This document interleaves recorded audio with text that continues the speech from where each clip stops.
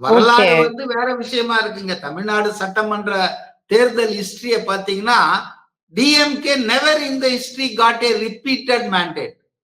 5 வருஷம் ஓகே. முடிஞ்சா தூக்கி போட்டுருவாங்க ஜனங்க. இதுதான் ம். 71ல இருந்து இன்னைக்கு வரைக்கும் ஒரு 50, 55 வருஷமா அசெம்பிளி எலெக்ஷன்ஸ்ல நம்ம பார்த்திருக்கிறோம். ஆனா ஓகே. அதிமுக அப்படி இல்லைங்க. எம்ஜிஆர் 3 முறை ஜெயிச்சிருக்காரு தொடர்ச்சியா. ம். ஜெயலலிதா 2 வாட்டி ஜெயிச்சிருக்காங்க.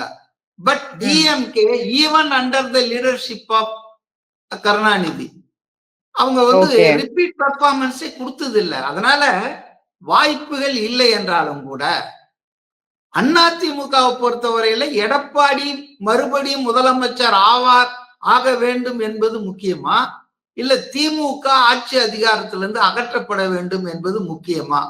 இந்த கேள்விக்கு அவங்க விடை கண்டு விட்டால் எது முக்கியம்னு அவங்க பிராக்டிக்கலா முடிவெடுக்கலாம்.